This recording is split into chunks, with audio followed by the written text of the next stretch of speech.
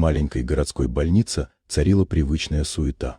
Новый врач, молодой и амбициозный, только что закончил ординатуру и был полон энтузиазма. Он стремился продемонстрировать свои знания и навыки, но порой его самоуверенность переходила границы. Однажды, во время обхода, он столкнулся с медсестрой Анной, которая уже много лет работала в больнице.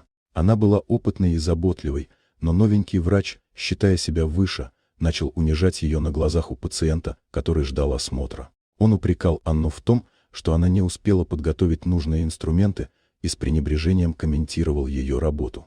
Пациент, пожилой мужчина с добрыми глазами, смотрел на эту сцену с недоумением. Но новенький врач не знал, что этот пациент не просто случайный человек. Это был Сергей Петрович, бывший главврач больницы, который ушел на пенсию всего пару месяцев назад. Он знал все тонкости работы медперсонала и ценил уважение в команде. Когда врач закончил свои лекции и вышел из кабинета, Сергей Петрович, не сдержавшись, обратился к Анне. «Вы не должны терпеть такое отношение. Уважение – основа нашей профессии». Анна, хоть и была смущена, поблагодарила его за поддержку. Сергей Петрович решил, что такое поведение нельзя оставлять без последствий. Он позвонил своему другу, Владимиру, который сейчас занимал пост главврача.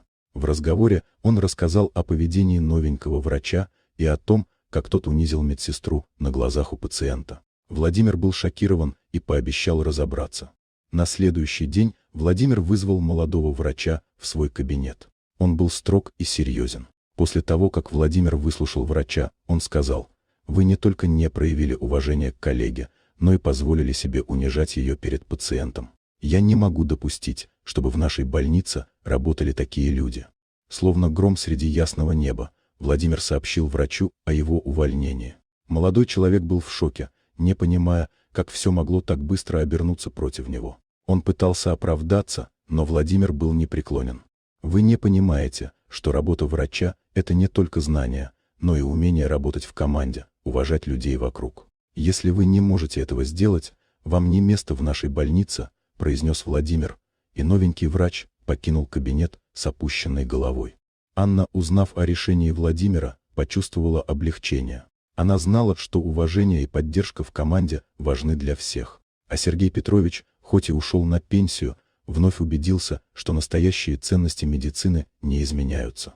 Вот такая удивительная история. Дорогие друзья, если вам понравилось видео, поставьте лайк, а также подписывайтесь на канал, где найдете еще много интересного.